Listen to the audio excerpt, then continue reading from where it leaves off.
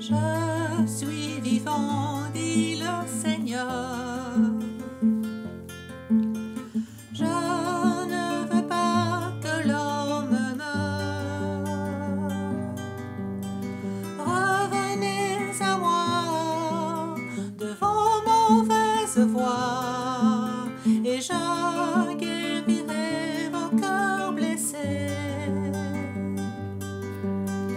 Je t'ai pris et établi comme sentinelle sur le pays.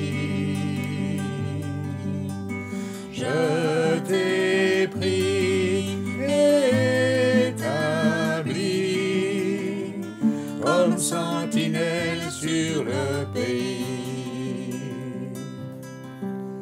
Si vous écoutez ma parole, ou vous détournez des idoles, je pardonnerai et vous délivrerai de tous les maux dont vous souffrez. Je t'ai pris et établi comme sentinelle sur le pays. Je t'ai pris et établi comme sentinelle sur le pays. Parle à ceux qui sont dans la nuit, convainc-les de changer de vie, préviens-les du danger qui les frappera quand l'ennemi les surprendra. Je t'ai pris et établi comme sentinelle sur le pays. Je t'ai pris et établi comme sentinelle sur le pays. La trompette sonne, peuple dérouté, il est encore temps de se lever. La trompette sonne, peuple dérouté, il est encore temps de se lever. Je t'ai pris et établi comme sentinelle sur le pays.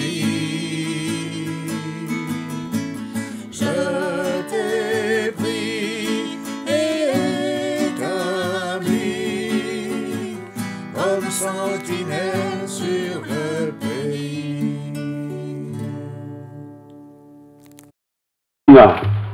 C'est la rentrée scolaire.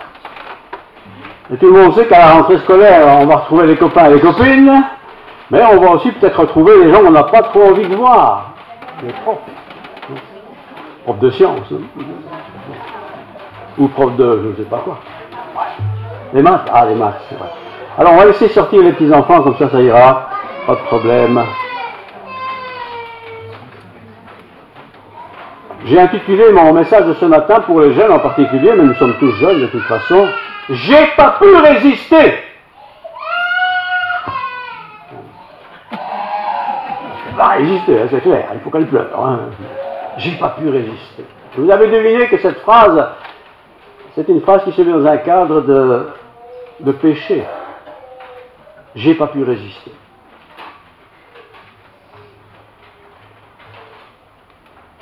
J'ai pas pu résister à mentir. Vous avez fait quoi pendant les vacances? Je te joue du violon là. Hein. J'ai pas pu résister à faire comme les autres. Tu as revu tes examens, tes devoirs? Oui. J'ai pas pu résister, j'ai même rien revu du tout. Mais j'ai pas pu résister. Et il y a comme ça toute une flopée de choses parmi tous les humains, hein, mais aussi parmi les jeunes, bien sûr. J'ai pas pu résister. Ouais, c'est vrai, j'ai fait muer un joint cet été, j'ai fait muer un joint en cachette. Et j'ai pas pu résister. Ouais, j'avais une copine et j'ai fait comme tous les autres, j'étais ma copine, j'ai couché avec elle, j'ai pas pu résister. J'ai pas pu résister. Ouais, c'est vrai que j'ai triché aux examens, j'ai pas pu résister. J'ai pas pu résister. J'ai trop mangé de bonbons. J'ai grossi, mais j'ai trop mangé. J'ai pas pu résister. Et quand on réfléchit chacun à sa propre vie, on se dit, bah oui, des fois, on n'a pas pu résister. Mais on le regrette. C'est un peu comme ce plateau ici que j'ai pris. J'ai cloué un clou un petit peu, voilà. On va se dire, bah je vais enlever le clou, hein. Comme ça, il n'y aura plus de clou. D'accord, on enlève le clou. Parfois il est difficile, mais qu'est-ce qui reste? Il reste la marque du clou. Et c'est vrai que parfois on prend des bonnes décisions en disant, mais je ne vais plus le faire, et vous êtes sincère, mais il reste les marques de ce qu'on a mal fait. Alors on ne va pas passer l'éternité à regretter ce qu'on a fait. Si on a fait du mal, il faut demander pardon. D'abord demander pardon à Dieu, parce que c'est d'abord Dieu qui est offensé. Et si c'est un mal qu'on a fait par rapport à quelqu'un, il faut le trouver à la personne, on n'y échappe pas, hein, et demander pardon à la personne. Peut-être que la personne ne sait pas, peut-être que la personne sait, et qu'elle dit, moi je ne te pardonnerai pas. Il y a des personnes qui disent ça, je ne te pardonnerai pas. Mais il faut au moins faire la démarche de demander pardon. Il y avait dans l'histoire de la Bible une belle histoire, c'est celle de Joseph, au début de la Bible. Hein. Joseph était un beau garçon, dit la Bible. Il avait comme maman Rachel, le papa avait deux femmes, Rachel et Léa. C'était coutumier à cette époque.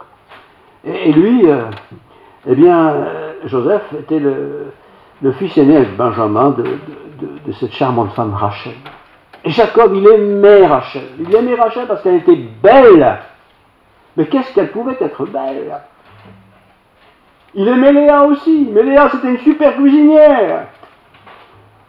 Ils ont eu 10 enfants ensemble. Avec Rachel, il a eu 2 enfants. Ça fait 12 enfants. 12 garçons en tout cas. Il y avait une fille dedans. Et puis parmi ces garçons de Joseph, qu'il a eu avec Rachel, il y avait un garçon dont le nom était Benjamin. Benjamin. Il est dit de Benjamin qu'il était un beau garçon. Tous les Benjamins sont beaux, hein, vous savez ça. Mais on est tous beaux. C'était un beau garçon. Il était beau et puis il était très attentif, il aimait sa mère beaucoup, il était attentionné pour sa maman Rachel. Il l'aimait beaucoup, vraiment. Mais son père avait 2 femmes donc. Il y avait Léa et Rachel. Bon, Léa c'était un peu la femme moins belle, mais il aimait aussi Léa. Elle a eu 10 enfants, vous imaginez, c'est à peu près près, hein. 2 enfants avec Rachel. Bien sûr, quand on est fils d'une même famille, on a les mêmes chefs, le même papa donc. Et les papas d'alors, c'était des vrais papas, hein. Autoritaires, sévères peut-être aussi. Mais c'était aussi des hommes de conduite. Et en tant qu'enfant, il fallait bien sûr écouter ces papas, et ce papa en particulier. Et vous les jeunes ce matin, vous en particulier les jeunes, on est jeunes que 77 ans, dit RG, donc ça va, on est un peu concernés. Ben, qu'est-ce qu'on a fait pendant cet été? Bah, pas grand-chose de mal en tout cas. D'abord, certains jeunes du monde n'ont rien fait, j'ai dormi tout le temps. Ah, des gens comme ça, ils ont tout le temps dormi, je ne sais pas comment c'est possible, mais ils l'ont fait. Ah, ils sont sortis beaucoup d'autres, ils ont fait la fête presque tous les jours. Ils ont rencontré des personnes, sûrement, d'autres jeunes. Comme Joseph et ses frères, parce qu'ils étaient 12. Et Joseph et Benjamin, c'était le frère de la même maman, Rachel. Et les 10 autres, c'était l'autre maman. Et entre ces deux familles, les enfants qui étaient nés des deux mamans, ben, il y avait un peu d'embrouille, quoi. Hein, ça, c'est la maman de Rachel, la petite femme que mon père, Jacob, préfère à l'autre femme qu'il aime, mais pas trop quand même. Et parfois, nous aussi, même ceux qui sont jeunes aujourd'hui, se disent, on dirait que mon papa, il a fait un petit chouchou dans la famille, il y a 3-4 enfants, il préfère l'autre que moi. Moi, il ne fait jamais de gâteau, il ne fait jamais de gâterie, il ne s'occupe pas trop de moi, il ne m'ignore pas, mais enfin, bon, je vois bien qu'il préfère l'autre, quoi. Et ça nous gêne. Pourquoi l'autre? Qu'est-ce qu'il a de plus que moi? Qu'est-ce qu'il a de plus que moi? Dans une famille nombreuse, ben, il faut partager. Tout le monde sait ça. Il n'y a plus beaucoup de familles nombreuses aujourd'hui, hein, j'avoue bien. Mais chez nous, on était 5 enfants, même famille, même papa, même maman, même tout. Ben, il fallait partager. C'était pas comme aujourd'hui. Aujourd'hui, on est fort à l'aise dans les choses. Et à l'époque, je suppose, de notre histoire, eh bien, les choses étaient plus compliquées que ça. C'était des grandes tribus. Il y avait là des serviteurs, des servantes, il y avait les fils légitimes des parents, des chefs de clan. Et Joseph fait partie de ces privilégiés d'être la fille de Rachel, la femme que son papa aime beaucoup. Voilà. Donc il était le chouchou, quoi. Le problème, c'est quand on commence à tricher. Comme nous, aujourd'hui, hein, il y a beaucoup de choses qui n'ont pas changé. On est le deuxième de la famille, ou le troisième, un garçon et une fille. Et parce que papa, il nous aime bien, il nous apprécie, ou il est content de ce qu'on fait, on se permet parfois des petites libertés qui ne sont pas très honnêtes. Pas très honnêtes. Joseph a grandi au milieu de ses frères. Ses frères étaient de l'autre femme. Benjamin et lui, c'était la même maman. Rachel, et les autres, c'était l'autre maman. Il y avait un peu de jalousie quand même. Parce que les enfants de Léa semblaient être moins gâtés que les deux fils de Rachel, la femme qui était particulièrement aimée. Donc, il y a des tensions. Comme aujourd'hui encore, il y a des tensions. Même si on est moins nombreux en tant qu'enfants, avec 2 fils, par exemple, une fille et une fils, il y a une tension. Il me semble que tu gâtes mieux avec ma sœur, elle a toujours ce qu'elle veut, moi j'ai jamais rien, et l'inverse c'est vrai aussi. C'est des appréciations qu'on a, c'est parfois des fausses défenses aussi, pour justifier nos petits manquements, ou alors c'est notre façon de faire pour nous faire remarquer, pour montrer que nous existons. J'existe, et nous existons effectivement. La Bible dit que l'Éternel était avec Joseph. C'est écrit expressément. Il n'est pas dit avec le nom des autres enfants, mais avec Joseph, il était aussi avec Benjamin, les 2 filles justement de Rachel. Alors on comprend que les autres frères se disent, bah quand même, c'est pas sympa ça. Tension. Et dans une famille, frères et sœurs, nous devons savoir qu'il y a des tensions parfois. Des vraies tensions, voilà, elles sont là. Il faut faire avec. Et quand il y a la scolarité qui s'installe, lorsqu'on grandit un peu, ben, on a l'impression que lui, il a tout ce qu'il veut, il demande à papa, il est là, puis il l'a, il demande 20 francs, il les a. Moi, j'ai beau demander, je ne les ai jamais parce que je n'ai jamais mérité. Et les tensions naissent. On devient jaloux quelque part. Et ici, le cas est plus difficile parce qu'il y a 2 mamans. 2 mamans. Le même papa. Difficile. Joseph aurait pu dire, bon, moi je vais vite grandir, j'aurai vite un clan en moi, j'aurai vite une femme ou 2. On va copier, quoi. Mais Joseph, c'était quelqu'un qui était dirigé par le Seigneur. Il aimait Dieu. Il avait un intérêt pour Dieu. Et je bénis chacun d'entre vous qui aimait déjà Dieu dans votre jeune âge. Surtout ne changez pas. Laissez-vous continuellement guider par Dieu. Et si parfois vous avez même l'impression que l'autre qui n'a rien à faire avec Dieu, tout réussit, c'est pas grave. C'est sa vie, c'est pas la vôtre. Mais vous, qui êtes enfant de Dieu, aimez Dieu. Genèse 39, verset 1. On fit descendre Joseph en Égypte. Le temps a passé, hein. Et Potiphar, officier de Pharaon, chef des gardes égyptiens, acheta des Ismaélites les Ismaélites qui les a fait descendre par un peu plus. L'Éternel était avec lui et la prospérité l'accompagnait. L'Éternel était avec lui et la prospérité l'accompagnait. Ce Joseph, contrairement à tout le reste de sa famille, dans ce qu'il faisait, était prospère. Tout réussissait. C'était pas qu'il était l'ingénieur général, mais il était béni de Dieu. Pourquoi est-ce qu'il était béni de Dieu? Parce qu'il aimait Dieu. Il aimait Dieu, il honorait sa mère, il honorait son père. Il aimait ses frères, 12 en tout, hein, c'est pas rien. Mais il les aimait vraiment. Tandis que les autres frères avaient du mépris pour ce Joseph parce qu'ils disaient « Ouais, ça c'est le chouchou de papa », ce qui n'était pas vrai, mais ils le pensaient. Injustice pour les autres. Justice pour Joseph. Est-ce que Joseph était un râleur, un déprimé, un fâcheux de nature? Je ne sais pas, ce n'est pas dit, donc je ne le crois pas.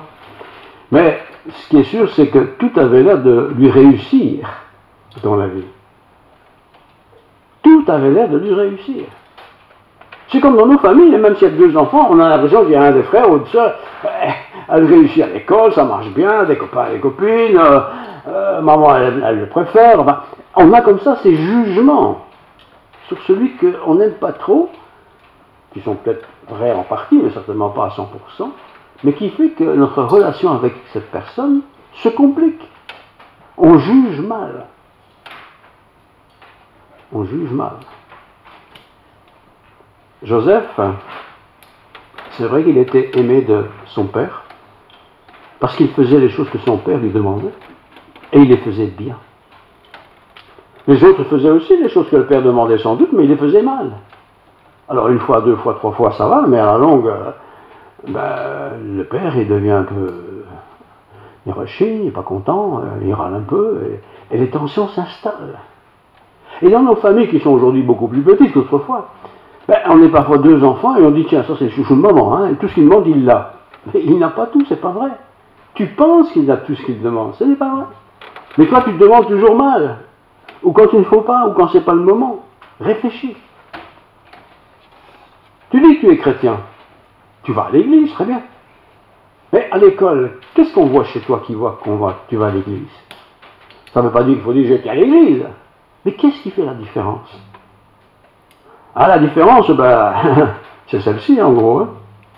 Lundi matin, les copains. Oh, cette nuit, hein, c'était chaud, hein, ouais, copine, hein. Oh. Et toi, tu te dis, mais qu'est-ce qu'il raconte? Lui? On a compris, ils ont couché ensemble. Mais toi, tu ne couches pas avec elle. Tu es chrétien. On t'a enseigné que ça ne se faisait pas. Tu ne le fais pas. Oui, mais eux, ils s'amusent bien. Moi, j'ai rien à raconter. C'est frustrant. C'est désolant. Ah, regarde, petit curé, là. Hein, c'est comme ça que ça fonctionne dans le monde. Alors, on est un peu vexé. On se dit, mais pourquoi est-ce qu'on nous critique? Qu'est-ce que je fais de mal? Qu'est-ce que j'ai mal fait? Et tu as fait le bien, au contraire. Mais pour le monde, tu es hors norme. Tu es arriéré quand tu vis sur un autre siècle. Tu vis sur un autre siècle. Et ça continue ainsi dans tous les domaines. Tu triches. Mais toi, tu ne triches pas parce que tu as appris en tant que chrétien à ne pas tricher. Tu travailles, tu as les points que tu mérites, tu as bien travaillé, tu as des bons points, c'est bien.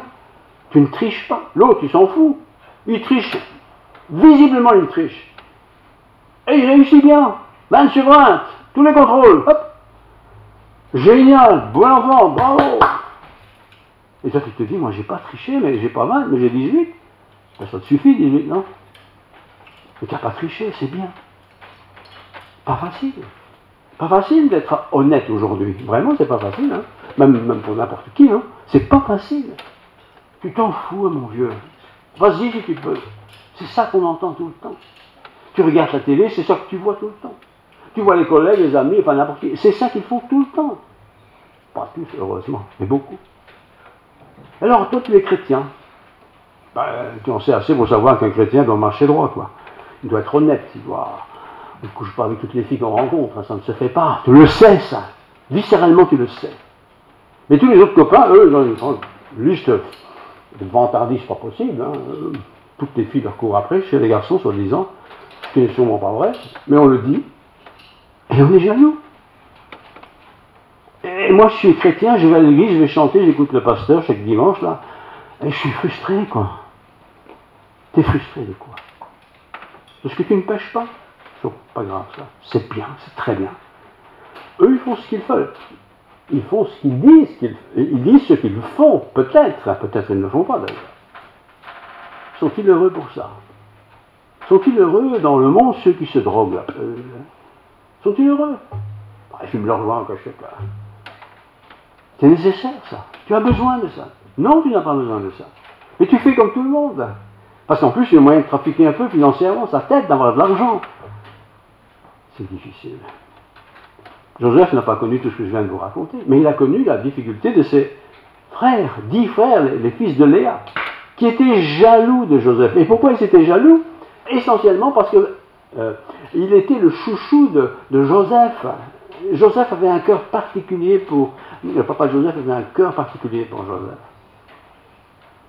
Parce qu'il était le fils de cette femme qu'il aimait. Il avait 2 femmes, une qu'il aimait, puis une qu'il aimait moins, mais enfin, il aimait quand même. C'était un peu la tradition à l'époque. Il y avait de la jalousie. Et vous savez, quand la jalousie s'installe dans une famille avec 2 ou 3 enfants, c'est la catastrophe. Hein. Toujours. Parce que celui qui se sent floué va toujours dire, lui il demande et il l'a, moi je demande et j'ai rien. Ça peut être un garçon et une fille, hein, ça peut être 2 garçons, 2 filles, n'importe. Moi j'ai rien, me donne jamais, me dit jamais j'ai besoin de quelque chose. Lui il n'a même pas besoin de demander, il l'a déjà eu.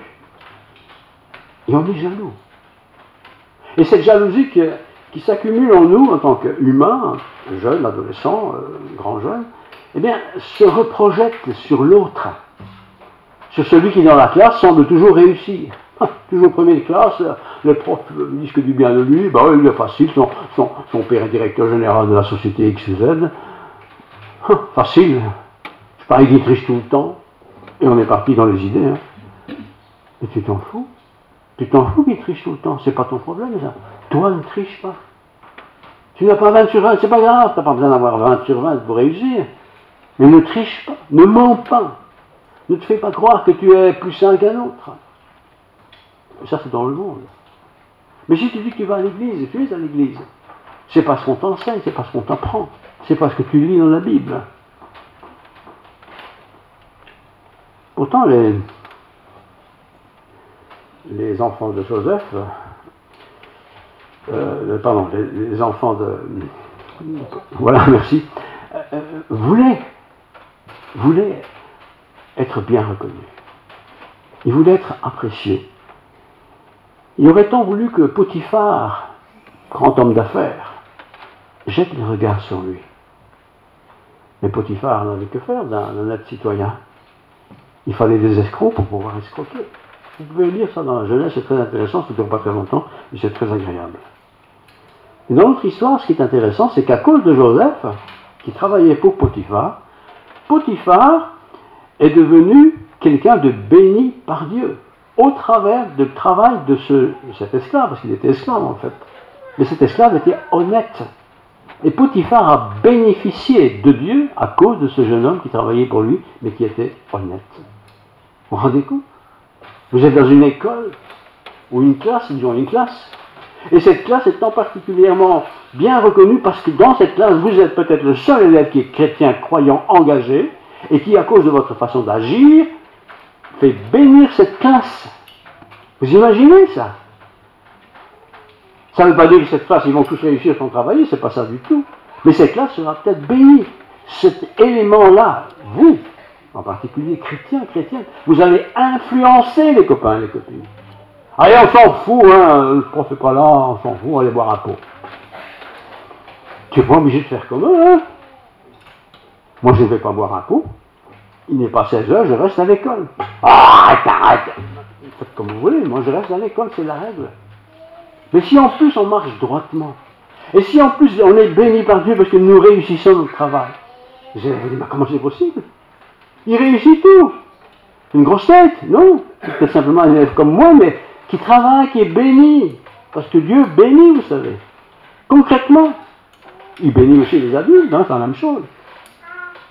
Dieu bénit.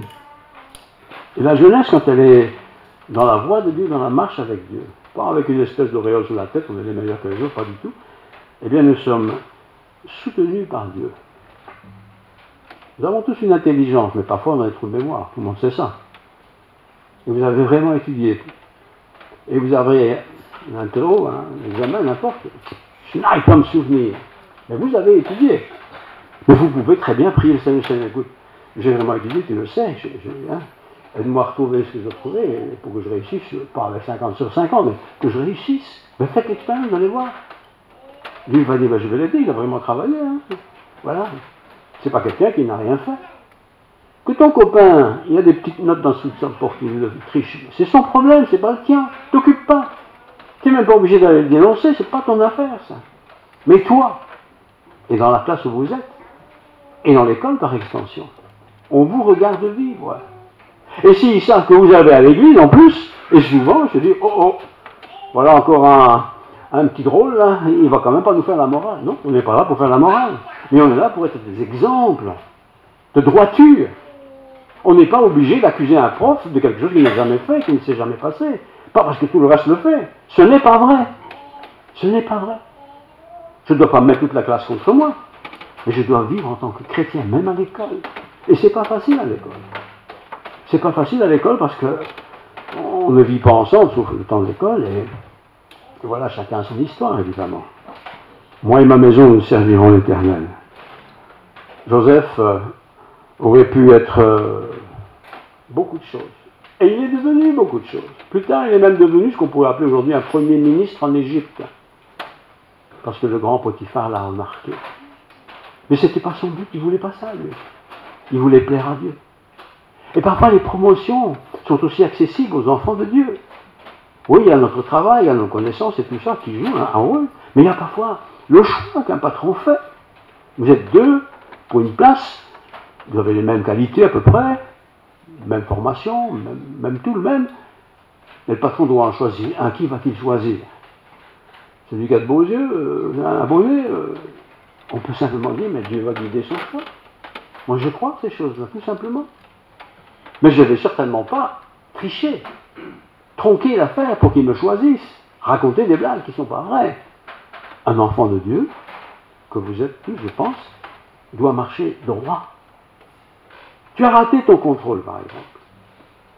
Tu l'as raté, et le prof dit, alors pourquoi tu l'as raté? Tu travailles bien? Oui, mais j'ai étudié toute la nuit, j'ai pas su, je n'arrive pas. Mais tu n'as pas travaillé toute la nuit, tu as fait la fête toute la nuit. Pas la même chose. Pourquoi tu dis que tu as travaillé toute la nuit? Là, monsieur, non, j'ai fait, madame, quoi, j'ai fait la fête et voilà, je mérite ma punition, j'ai 0, ben je mérite, point, c'est tout. C'est comme ça.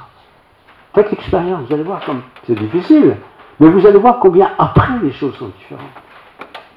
Je suis assez intelligent pour comprendre ce que je dois faire. Et je veux réussir, mais pas en trichant, pas en mentant, pas en racontant n'importe quoi. J'étais malade. C'est pas vrai. Ne mens pas. Dis la vérité. Et c'est pourquoi, quand vous lisez la Genèse, c'est très court, l'histoire de Joseph, ses frères ont été jaloux de lui. Mais évidemment qu'ils ont été jaloux, parce qu'ils donnaient l'impression que son père pour son père c'était le petit chouchou qui était gâté. Mais non, il faisait ce que son père demandait, est-il écrit dans le texte.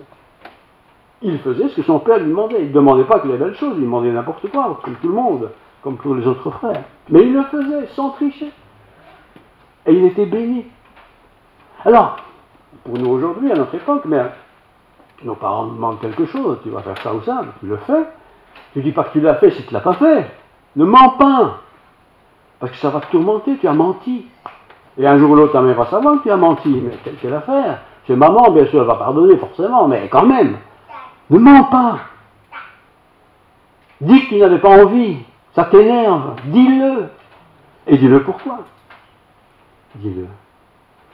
Il faut qu'on puisse dormir le soir, c'est ça que je veux dire, avec une tête reposée. Parce que quand on s'endort le soir, ou qu'on essaie de dormir et qu'on a triché, mal fait, si on n'aime pas Dieu, il n'y aura pas beaucoup d'histoires. Mais si on aime Dieu, Dieu va te dire, écoute, tu ne peux pas tricher comme ça, tu ne peux pas faire comme les autres, tu ne peux pas dire que tu as raté le bus alors que c'est pas vrai. Il ne faut pas mentir. Il ne faut pas mentir. Dire la vérité. Et la vérité, de toute façon, un jour ou l'autre, elle est connue, tout le monde sait ça. Et ce Joseph, relisez, il y a 2-3 chapitres très intéressants dans la Genèse sur lui. C'est vrai que ses frères ils ont été très méchants avec lui. Ils l'ont accusé de beaucoup de choses. Mais il est toujours resté fidèle à Dieu et à la vérité. Et ce Joseph va devenir un homme d'État important qui vont augmenter la jalousie de frère, vous imaginez bien. Mais il va aussi servir la cause de son pays, tout en étant parfaitement honnête. Et il est même dit que Dieu lui donna l'intelligence pour accomplir ce qui était demandé de lui. Les autres étaient aussi intelligents que lui, ils avaient le même cerveau, mais il a eu une intelligence supérieure de la part de Dieu. Vous savez, parfois des gens pensent « Oh, mais lui, il est doué en tout, mais il n'est pas plus doué que toi, il a le même cerveau que toi. » Mais il est peut-être béni particulièrement de Dieu que toi. Tu as déjà prié, Dieu, pour qu'il t'aide dans ton travail. Pas pour qu'il te donne de réussir sans avoir étudié, il ne faut pas demander ça, ça ne marche pas. Dieu n'est pas là pour encourager les paresseux. Si par contre il y a eu un accident, par exemple, tu es malade, Dieu peut faire ce qu'il veut, il est souverain. Mais ne mens pas, ne commence pas par mentir. Parce que ce mensonge, si tu es chrétien, va te poursuivre très longtemps. Vous voyez, tu as réussi ton examen, mais tu sais que tu as menti là. Tu ne méritais pas de réussir, tu as menti. Et si après il faut trouver le prof, parce que Dieu parle dans notre cœur, monsieur le prof, j'ai réussi, mais vous savez, à 3 semaines, j'ai triché. Il faut oser le faire. Et si tu veux la paix, il faut le faire. Peut-être que le prof aura de la compassion. Il va dire, bon, ça va. Tu l'as avoué, c'est bien, je suis content. De toute façon, je le savais bien que tu avais triché, c'était évident que tu avais triché. Mais je te reconnais ça. Peut-être qu'il va râler, le prof, il va, je sais pas, possible, c'est son caractère. Mais être honnête, être vrai, être authentique, marcher dans les voies justes. Les autres le font, mais ils le font, c'est leur problème. Voilà. Et tout le monde sait qu'à l'école, parfois, en classe, un petit chef qui dit, ouais, 4 heures, le prof n'est pas là, 3h10, on s'en va, on dira qu'on nous a dit qu'il était pas là. Ils me diront, moi je ne dis pas ça, il ne me l'a pas dit, je ne dis pas ça, je ne le ferai pas. C'est à 4 heures que c'est fini, c'est pas à 3 heures. Non, sauf si on donne l'autorisation, évidemment. C'est ça la vérité. Et ça commence à l'école. La vérité, la pratique de la vérité se commence à l'école. Même quand on est petit, il faut apprendre aux enfants à dire la vérité. Il ne faut pas les assommer, mais il faut apprendre. Il faut nous-mêmes être vrais avec eux. Voilà. Pourquoi tu as menti à la maîtresse ou au maître? Pourquoi tu as menti là? C'est pas bien. C'est pas juste. C'est comme si moi je mentais à toi. Pour prendre l'exemple sur soi, il faut apprendre aux enfants. Alors que je raconte tout ça, je pense à Joseph encore, et je termine parce que je vois que l'horloge tourne très vite, et ça c'est pas une blague. Dieu, j'ai noté ici en conclusion, ne sait rien faire de jeunes qui ne sont pas, de la jeunesse qui ne sont pas honnêtes. Si vous n'êtes pas honnêtes, frères et sœurs, jeunesse, Dieu ne sait rien faire avec vous. Mais si vous êtes honnête, c'est-à-dire que ça je sais faire, ça je ne sais pas faire, ça j'ai fait, ça je n'ai pas fait, si on est comme ça, Dieu nous utilise. Et il nous utilise toujours pour des choses supérieures. Dieu est comme ça. Et Joseph est devenu le chef d'État, alors qu'il était, dans sa jeunesse, quelqu'un qui était rejeté. Beau garçon, il est vrai, après le texte, je n'ai pas sa photo, je vous montrerai. Un beau garçon, belle de figure. Il faut dire que sa mère était jolie aussi, Rachel, semble-t-il. Voilà, les autres c'était Léa, mais ils étaient beaux aussi, je suis certain. Voilà, le même père, 12 garçons différents. Mais c'est Joseph que l'on connaît le mieux, parce qu'il a marché dans les voies de Dieu. Alors, moi ce Dieu, bah ouais, pour moi c'est foutu. C'est jamais foutu. Vous êtes dans une entreprise, vous avez 25 ans, 30 ans, 40 ans, peut-être pas toujours travailler droitement. Commencez demain à travailler droitement. C'est tout. Faites-le. Et si vous avez mal fait et que vous pouvez arranger ce que vous avez mal fait, allez trouver les personnes concernées en disant « J'ai mal fait. Je t'ai accusé de quelque chose que tu n'as même pas fait. Je regrette. » Ça fait mal. Mais si vous ne le faites pas, vous ne serez pas heureux, je vous le garantis. Mais quand vous l'aurez fait, même si l'autre va peut-être en vous en vouloir pendant 6 mois, vous l'avez fait. Pas le faire en « Je l'ai fait, c'est bon. » Non, mais le faire sincèrement, avec humilité. C'est important. Et à l'école, pour ceux qui sont à l'école, c'est la même chose.